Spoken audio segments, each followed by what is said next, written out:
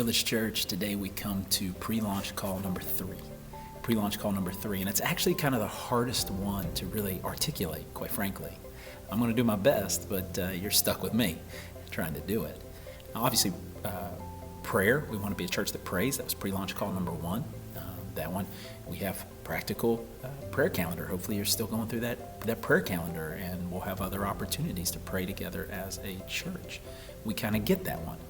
Number 2 was to be a church that welcomes, and we're encouraging you to show up early and to be here on Sunday mornings and to look for people in the church and people new to the church who maybe you haven't formed a relationship with yet that you can make feel welcome. That one kind of makes sense. And then pre-launch call number 4 is to be a church that serves, and we have volunteer opportunities, ministry teams, all those ways that we can engage in service. But pre-launch call number 3 is for us to be a church of disciples who make disciples, disciples who are making disciples.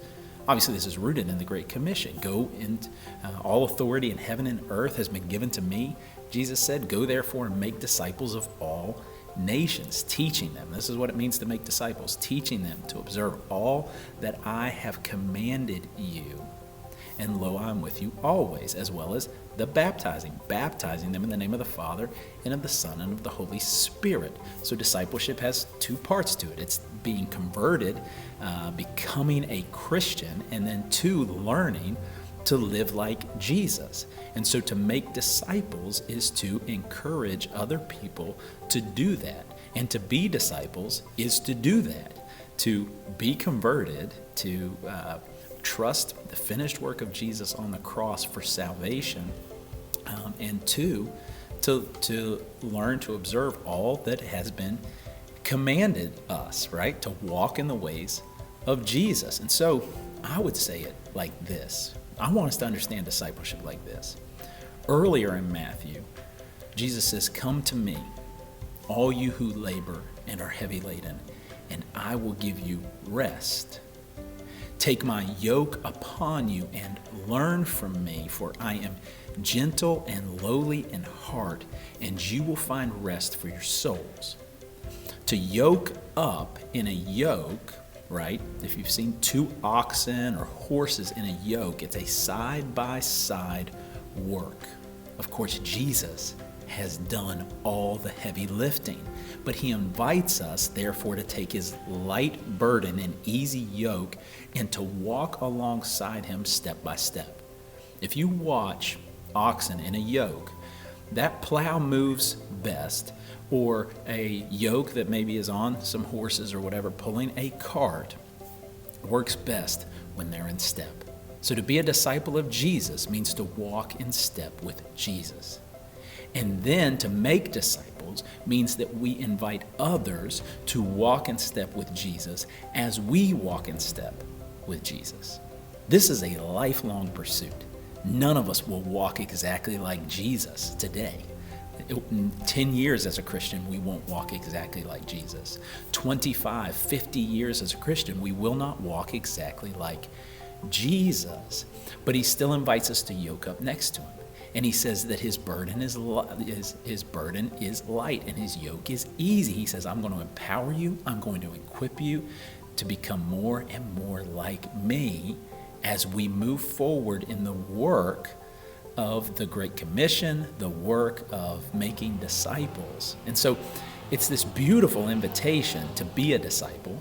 And it's this beautiful invitation to make disciples, to say to other people, taste and see that the Lord is good. Have you tried on this light burden? Have you tried on this easy yoke?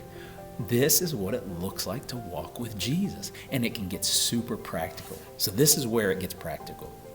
That we would be involved in community groups, that we would be forming relationships through our Sunday mornings and other events that we do together with individuals at Mercy Village Church, that we'd be doing this with our spouses if we're married, that we'd be doing this with our kids, that not only would we be disciples, right? So we're intentionally learning the ways of Jesus through the disciplines of the Christian life, prayer and reading the Bible and fasting and being in community and attending church and on and on and on.